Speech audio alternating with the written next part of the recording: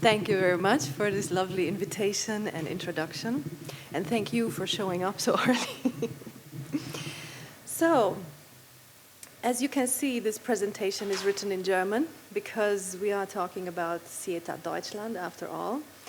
And I'll be more than happy to speak in English and to explain everything you will see on the charts. As a reference, on an additional level for you to understand how integration is lived in SIETAR Deutschland. So we're constantly dealing with several languages and several concepts from the beginning. So the purpose of today is to introduce to you this networking organization. And let me start with the acronym. What does it stand for? So the S is for the society, for I, intercultural, E, education, training, and research. Why? Well, because we are a combination of trainers and scientists who have taken the mission to promote the importance of intercultural sensitivity and knowledge. So, on this chart, you can see roughly the structure of the association. It is a little bit loose. We don't have these really tight organigrams going on. What we do have is on the first line, you see the top of the board, which is the chairman, the vice president, the person who takes care of the money, and a person who's a secretary, which is absolutely normal for every association in the world. And then in the second row, you see 1, 2, 3, 4 Vorstandsmitglieder, which is board members who are invited in to help with all the entire operational work that is part of the association. In the third line, you see Ehrenmitglied des Vorstandes. Now, Ehrenmitglied is an honorary member, and we have to understand that being part of the board of an association is an honor. Then you see very nicely, fatly printed Geschäftsstelle, because we do have an office. However, the office is completely administrational, and it is somewhere in Germany, it's in Mannheim. But because the members and the board are coming from all over the place, we are working virtually with them. And finally, you see there is a Beirat, who are basically all the members, senior members who are helping the board, Regionalgruppenleiter, the regional leaders, and finally the Mitglieder, members of the association. So let me show you what kind of members we have. Who are the members of SIETAR? The members of SIETAR have started out, this is the beginning of SIETAR Deutschland, with experts from science and universities, from different fields of science, because we are an interdisciplinary field. When you talk about interculturalism, you have starting from psychology, sociology, ethnology, geography, history, name it. All these sciences together have to be used when we do intercultural work. Then in the center you see the students. Certainly, of course, where the teachers belong, then the students will follow. Then we have trainers and coaches who are doing the actual work in the field of interculturalism. So, as an intercultural trainer or a coach, you work with expatriates or with students who are looking to living abroad and working abroad. And such one am I. Then we have people who come back from international mission, and they live in these bicultural relationships and become members of SIETAR simply out of interest, looking for a community that reflects this thinking that you start having once you go beyond 1 or 2 or 3 cultures. quite clearly, we also have members that work in media and journalism, and we have HR experts who are interested in collaborating with the other members. So SIETAR is not only, let's say, the ground or the playground for the experts who are developing all this knowledge. No, SIETAR is also inviting the members who come to learn from us, trainers and coaches. And finally, just to highlight maybe a group of our members, we have people who work in NGO organizations who are organizing so many of these very valuable conferences and exchange platforms that breed even more knowledge. So, what is SIETAR? At the end of the day, we started out as a Kontaktbörse, basically a field, an association that offers contact to people who are very, very widely spread. And you will see in a minute how widely spread. But from the idea of just simply offering a place where you can send in a job request, or where you can send in your latest publication, or you can go and retrieve the latest studies out of your field, we have become a true network organization. So in the red image, it's just a vague attempt to represent what we're really doing. The meaning and the understanding of SIETAR is written here for you. It is also this presentation will also be available afterwards, by the way, so I don't expect you to read everything and understand it right now. Just to tell you the highlights of this text is that SIETAR sees itself as an association that gives input into the intercultural field, develops it further, fostering and celebrating the diversity of the members. So, SIETAR Deutschland was founded in the early 90s, right after the wall came down, and it has understood itself from the very beginning as an association that really, really helps the community and the society to understand the importance of intercultural skills. So, when we are looking at the people who are members of SIETAR, what exactly is it that connects us? Well, you can see families. You can see military people. You can see couples.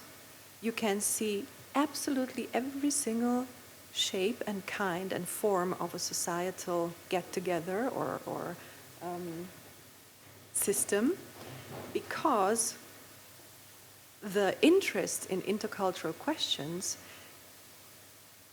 arises immediately, of course, if you have, for example, an interracial couple, or if you go and study abroad and come back and wonder, oh, what do I see now? And from this togetherness comes the essence of what really keeps us together as SIETArians. Now, this is a little pyramid for you to exemplify on which levels we can meet and how we actually do that. So there's from the individual all the way to regional, national, and international levels. And so let me present to you how many different SIETARs we actually have worldwide. If you look at the top, there is Global SIETAR, and right next to it is Young SIETAR. Well, Young SIETAR was developed for the very, very new beginners in the field, people who come straight from university and are trying to find an orientation in the intercultural field of work. Then you see on the left-hand side SIETAR from British Columbia, Canada, USA, Brazil, and in the meantime even Argentina as a representative of the Americas. Then you see SIETAR Europa. And wow, do we have many organizations in Europe already? These have been built. Oh, by the way, let me not forget to tell you. Initially, SIETAR was founded in the USA in 1968. So we're a little bit of the dinosaurs of the intercultural field, if you want to say so. And these different associations in the different countries have been developed and opened and run and registered over the past years only. Good. So as you can see, we are all over the world, including the Asian world with Japan.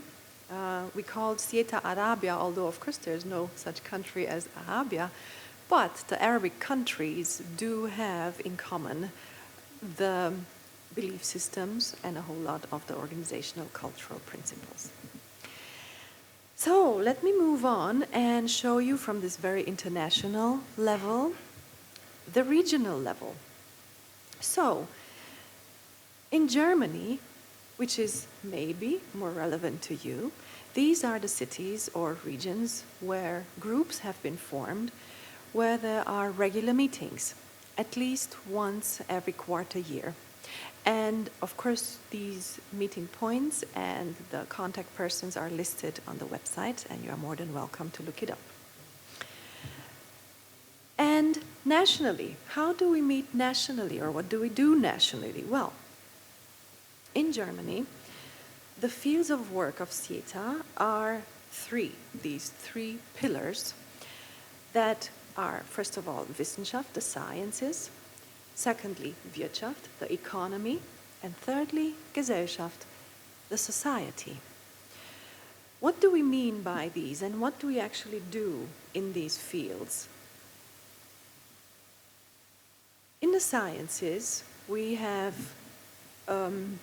regular meetings that are called SIETAR Colloquium, and they are helping to exchange or helping to start sometimes a dialogue, like it is right now in these ages of so many refugees. So last summer, for example, when the news hit the media and we became aware of what magnitude this new topic is, we started communicating with each other and coming up with ideas, well, what could we do within SIETAR, within the association?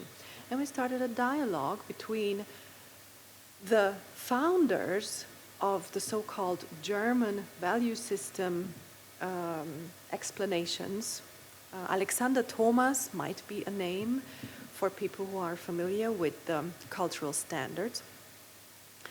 And of course, he happens to be the professor of a university, and of course he is member with us and more than happy to discuss what kind of short-term or long-term effects such a big movement has. Like this? Ah, okay. Thank you. Dialogue. It's always helpful. So, you see Online-Börse, Kolloquien, you see Akademisches Komitee. Within the Forum of Sciences, SIETAR is taking advantage of any platform that facilitates the dialogue, because this is how we form and shape the ideas that are based on the cultural values that we live every day. In the next field, in the economical area, we have a forum of exchange for cultural experts and people who are active participants in the economy. Like I told you, for example, the HR experts, but also the owners, the CEOs of companies, of very large companies, very small companies, who are addressed by the issues of what we do in SIETAR. Right now, up to date, you can see in green, a little highlighted, the Arbeitskreis Willkommenskultur. This was a working group we have founded as a direct reaction of the governmental developments of the past few years, even long before the mass of refugees started pouring into the country last year. So the Arbeitskreis Willkommenskultur has been actively doing conferences. The last one was in Jena 2 years ago, including the university in Jena, including the experts who have been developing the German cultural standards there and who are teaching intercultural studies. Maybe some of you are aware that you can study intercultural skills at the University of Jena. So when we talk about the field of economy in SIETAR, it is a clear service that we are trying to provide for the economy through our knowledge. And thirdly, the pillar society has also always seen itself as a pillar dealing with absolutely everything concerning diversity management in our society, and what kind of society we are. And when we speak about society, of course, we talk about politics, we talk about the connection of science and society resulting in politics.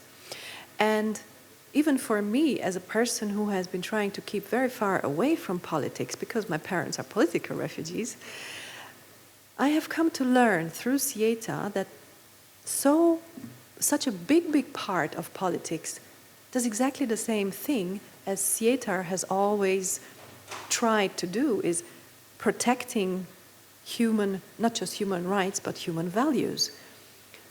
Trying to help the societal values that we are all motivated by to keep their value or to actually improve their value. So just to give you a little sidestep here or a footnote, the societal engagement of SIETAR has actually taught me something I wouldn't have known otherwise. SIETAR Germany. In the regional groups, you have seen a short list of the groups before, and now you get to see what they are actually busy doing. And so we have topics that are straightforward, dealing with the content of interculturalism. But we also have friendships. When we go to regional meetings, of course we like meeting the people because it's people we're dealing with. We're not dealing with cultures when we sell something. No, we sell to people.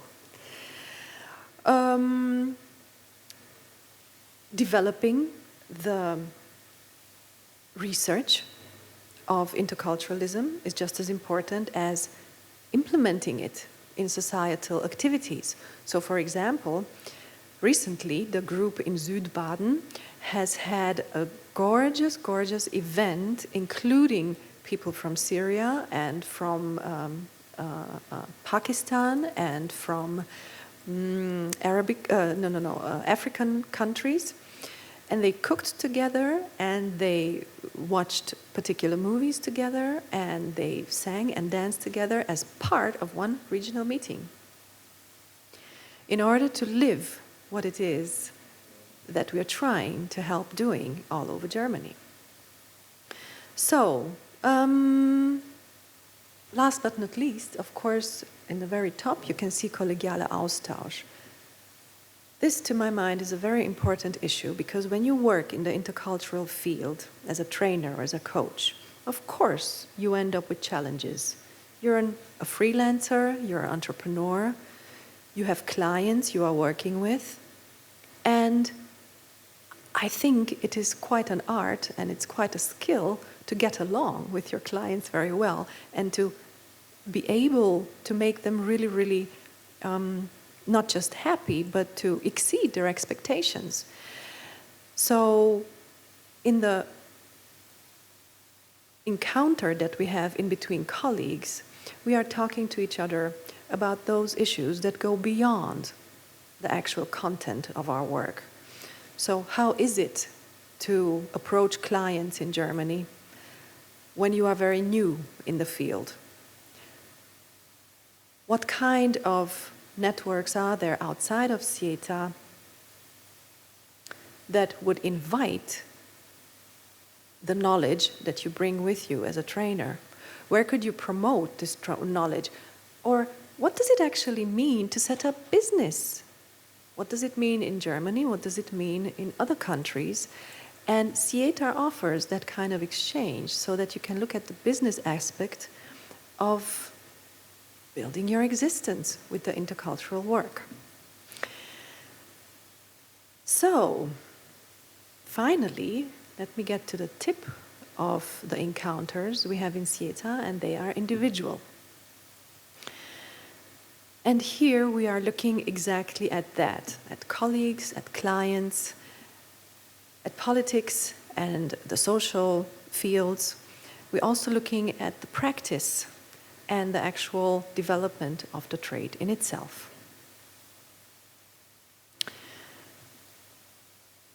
When you are part of such a large network, of course, there are advantages. I will not mention the disadvantages today. Why? Because in such a huge network, of course, you can always be on the lookout for new projects. You can be available, you can make yourself visible and available to be found by colleagues who are looking for you as a local expert, for example. So let's say there's a company in New York, Berlitz, for example, and they are working with clients in Europe. And of course, in order to avoid the big travel expenses, they will try to find local experts here in Germany when they have a client who needs their services instead of shipping in somebody from New York. Makes sense, right? So that's how the network can be a great advantage. And what I think is always very fascinating is to observe the development of the intercultural field worldwide. Because we have these mailing lists, because we have Facebook, we have Xing, we have all the social media that you're familiar with, we see each other doing our own thing. So I can see when SIETAR Brazil is founded, and I'm just delighted to see who is going to become member of SIETAR Brazil. And if I come across somebody here in Berlin who is an expat Brazilian and has worked in the field but never even heard of SIETAR or the possibility or chance to meet with people who actually discuss these things on a meta level, as we do here, of course I will recommend SIETAR Brazil to them and say, hey, look it up on Facebook and see who you want to connect with, and maybe they have some input for you, or maybe you can just take advantage of all this virtual communication. So that's the biggest reason why I'm with SIETAR, and I've been with SIETAR for so long now. I think it's been 8 years.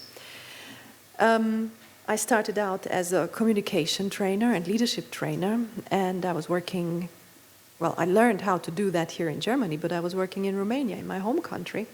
When I came back from Romania after a whole year, I started thinking that there must be something wrong with my original thinking. There must be something that I'm not catching. How can German company with German management not be able to do the same results in Romania? Even though I have personally worked with the first management level there in Romanian, in their mother tongue, in their native tongue. They're coming back to me after a year and saying, yes, it was beautiful, all these workshops, all this knowledge. Yeah, but you have to teach the Germans too, because we're in Romania. And I'm like, but what do you mean? Well, there has to be a symmetry.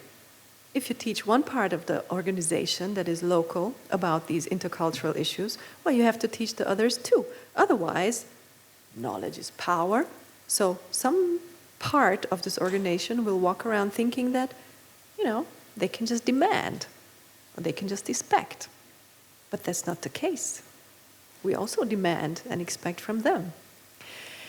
And so I came home with all this in my brain, and my mind was racing. And luckily, a colleague invited me to the first SIETAR Deutschland conference here in Berlin. So it was in front of my doorstep. I couldn't say no. I went in and I was like, wait a minute. Are 500 people here listening to a presentation by a professor who is talking about culture shock? So I'm not crazy? Is this a science all by itself that I never heard about? Oh my God! So I discovered my bunch of people. I discovered the place where, even if I don't know a single soul in the whole audience, I still feel some sort of connection because of so many questions we might have in common. The next slide will invite you to think about the benefits or the good things about becoming a member with SIETAR, which is entirely up to you. That is definitely not my mission for today. It is simply a matter of the fact that an association can only be vital and useful with its members, because of its members. So we're always looking for new members in order to keep the exchange alive. And we are also publishing, we are producing something. We are publishing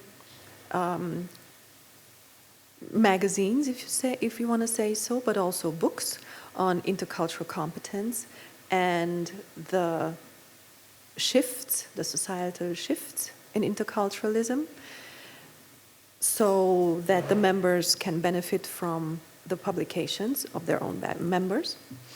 And finally, we also create these huge conferences. This is an example of the last conference that I brought to you because of its relevance for today's topic.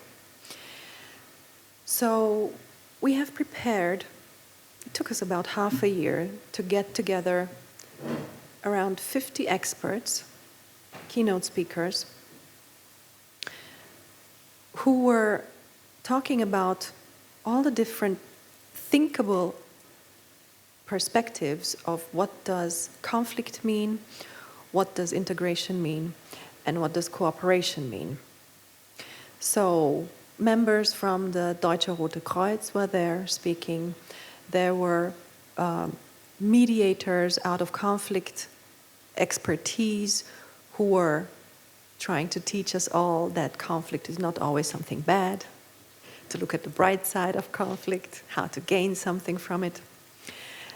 There were people who are working in bicultural families who have shared the very hands-on examples of young boys in school, teenagers, who start bringing the Quran to school all of a sudden in Cologne and start spreading the gospel amongst the students, and how the teacher loses contact with this pupil, with this student, because the student starts quoting the Quran when he has to do his homework.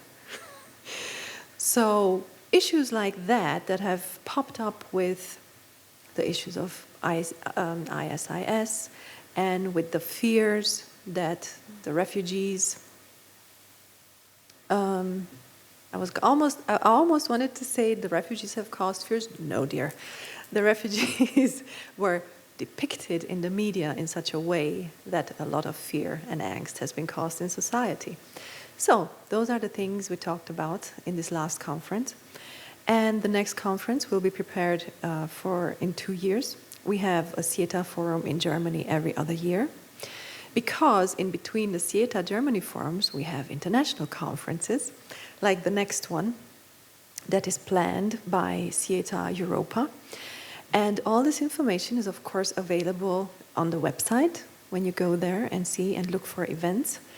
And I'd be absolutely more than happy to share with you whatever else you might be interested in after this talk.